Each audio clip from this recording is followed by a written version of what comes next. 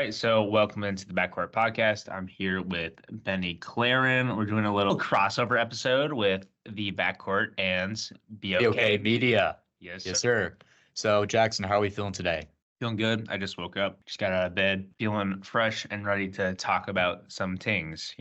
I think we have a lot of overlapping intersectional interests. We all both talk about the same thing. I know on your podcast, The Backcourt, we did another episode where we talked about our favorite movies 2023. Mhm. If I remember correctly, my favorite movie from that year was John Wick Chapter 4. Yep. Your favorite movie was The Holdovers, which I think both movies were robbed from the Oscars. That and The Iron Claw, which I would think is also up there with Zac Efron. It's really good. Yeah, the Iron Claw was excellent. I definitely think it was one of those things like A24. They had multiple, I think they had two movies already nominated. They had The Zone of Interest, they had Past Lives, and they had The Iron Claw, which came out later in the year. So it was kind of hard to get momentum for that movie to get into the Oscar race. It is what it is. So, Benny, what caused you to start B.O.K. Media? B.O.K. Media. So originally, I had a couple of other Instagram media accounts that I created, like freelance. The idea was still stuck in my head in terms of the name, but also how I would brand and market myself. I like it. I had another account called Benny and the Reels. You can guess where I got that name from. And I don't remember it was like Cinema by Benny Claren or something like that. Mhm. But I feel like it wasn't going anywhere. And I was just too afraid to get behind Premiere Pro and start editing. But with B.O.K. Media, I want to revamp it a little bit by, of course, you got like your own merchandise with shirts, stickers. No thanks to you for recommending me to Sticker Mule, but I wanted to make it another social media outlet. But it was more of an outlet for me to creatively express myself and be authentic to my brand. It's not Definitely. personal to me. It's not like a obsession. It can kind of feel like that sometimes, but it's just something I created for fun. I also have a lot of scenic photos to put in the balance as well. Yeah, I feel like for me at least, and you can address it too also, I feel like it's a hard balance to strike because I don't have ADHD, but I kind of feel like I do. I feel like I maybe undiagnosed, or at least I'm just kind of all over the place with everything. And some weeks I don't think you are, but go ahead.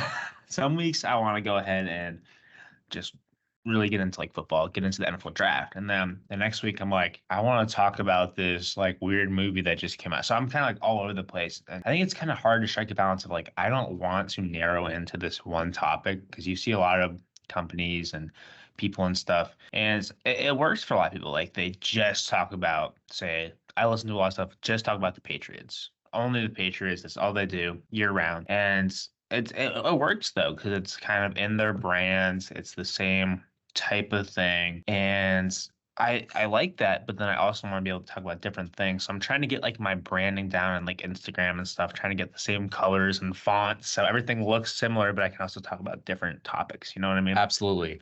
I feel like I do struggle sometimes with consistency, and I've never stopped our original podcast. We've kept it going, but I do struggle sometimes keeping like once a week or once every other week. Sometimes it's like we record an episode once or twice in a week and then we won't record for another month. I think it's tough to keep that going, especially when I have other things I have to do with school and stuff. And I definitely have a lot of free time. So like maybe it's just a little bit of laziness, but just got to keep trying to do your best and improving as you go along. Right.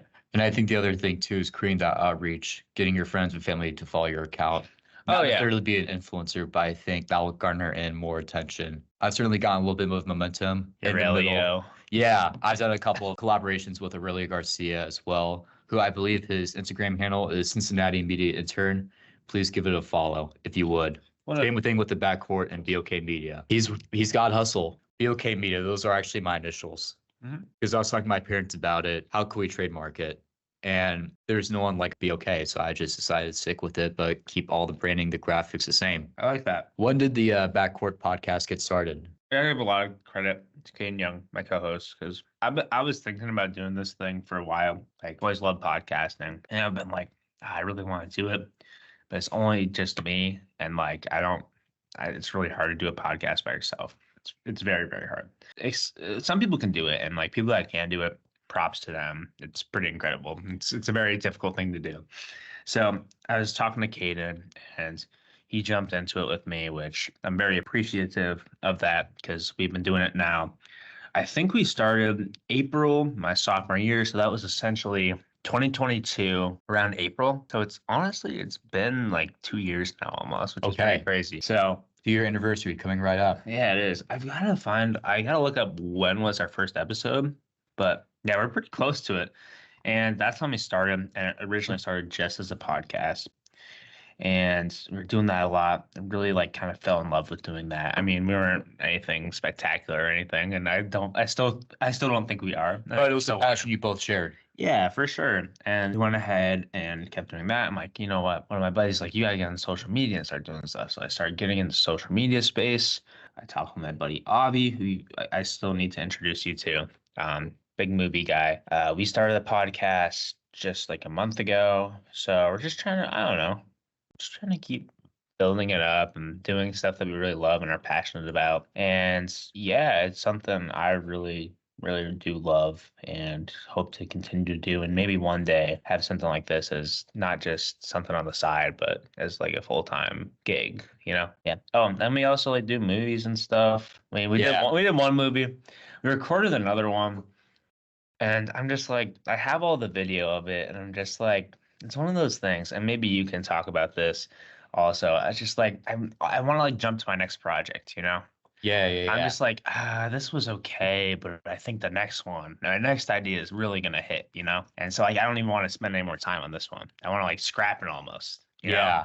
But then it's also like, we got all this, film this, like should I just go ahead and get it done? But then you don't want to do like a little like rinky-dink job with it, you know? It's always that progression that's hard because I've certainly done projects where diffed or I feel like I could have done better, but it's always like that pressure or you're dreading to do this project because you want to be able to get the lighting right, you want to get the audio right, you want to get the framing right, make sure it's not out of focus or it's not zoomed in too tightly, all these other variables. Because with video editing or video production, any phase in that production realm, it's an art and a science in of itself. You can certainly appreciate how some movie or filmmakers made their shots look like the way they are, but you also got to understand kind of how they make it all work because you're working in a cohort of people. And that's something that the diff program introduces you to because you're working with all kinds of people, but then you get your own opportunity to experiment on by yourself by working on these solo projects. And it's a great learning experience. And with video editing, it's a lot with trying to fix things in post that you couldn't get to when you were shooting the video. Yeah. But it's very rewarding work because now you know from your past mistakes, not that you should delete those old videos, but you should keep them to show potential employers and other people of interest how far you've come along the way and why this work means so much to you. Because it's like everybody's working together and you got to have a certain discipline. And it's like, it feels like it's not going anywhere because you're staying in the same place trying to get the same shot for a certain amount of time, for a couple of hours at least. But once you see the final finished project, why do you also love movies so much? How did it okay. But let alone with the Backcourt, what made you love movies? So, Benny, this is when I first started the Backcourt. It was a thing where I'm like, I think right off the bat, I'm like, I don't want to just do sports. I want to do stuff in music and movies because I've always loved that stuff. And I've always loved movies. It's been something that I really loves. But I think the last year or two, really like starting in junior year, is when I become really passionate about it. And why is because I think some of my favorite movies ever have affected me more than like even real life stuff, you know? And watching like The Shawshank Redemption or Whiplash, I'm like, I could see so much of myself in certain characters. And I just thought the story was so impactful. And I think storytelling, especially today, is like Visual storytelling is one of, if not the most creative outlet. I think it's necessary. I think it's one of the most impactful things because, you know, if you have a story like daughter and her mom and how they have struggles, but they still love each other, I feel like a lot of people go through that. I feel like not even just like I could connect to it, like being myself and my mom. I know we butt heads a lot, but we still love each other. And it's just like, I think really important stories like that can really kind of almost help give some like clarity to certain people or like relief, like, oh, I saw this big movie and it's like, oh, that's just like me. So like, why am I so worried? You know, I think that's what some of my favorite movies can do and why I want to make stuff like that can really impact other people, you know. Absolutely. What about you? Honestly, you just took the words right out of my mouth. I grew up more a little bit action heavy, like Indiana Jones, Star Wars, and recently with John Wick. Now that's almost a decade. But I think with the same movies you talked about, Shawshank regardless of whatever genre you're interested into, I think it's sort of a catharsis to watch these characters grow and accomplish what they need to. Yes, and I think a good balance is to like if you have this love for music or I don't know arts or movie making like we do, like I think the best thing is if you have a true passion, like work with people, work with people, have a good time with it. Try not to, don't put too much pressure on yourself, but pressure is good sometimes, a little bit of pressure, but like try to find balance. Take care of yourself, whatever you Yeah. need. What would you say? Because I know you were probably told by someone that you got to start your own podcast, but also make it a social media thing. And I just out of innate curiosity, innate inspiration, just to put myself out there more creatively, what would you say to inspire other people? Do what you love. I mean, I feel so weird. Like you asked me these questions because I feel like I'm still like very new in this thing, and I'm like everything's not big at all. It's doing what you love because like why would you do anything else? Like don't go ahead and try to do stuff that you think. I know I just said that they should do stuff that people enjoy, but I scratch that. Like do stuff you love and hope that people enjoy it. So do what you love and try to find an interesting way of doing it or find your niche in that area. Awesome. Well, that's all I got for this episode. Please follow Jackson Getford on the Backcourt podcast on both Instagram and Spotify. I'm here with myself. Wait. Block Benny on B.O.K. No, I'm just kidding. Follow B.O.K. Don't block me on B.O.K Media. Follow B.O.K. Media for some really cool vids and some fun stuff. And Aurelia will be on there at times. Absolutely. And same with Jackson Getford. Signing off.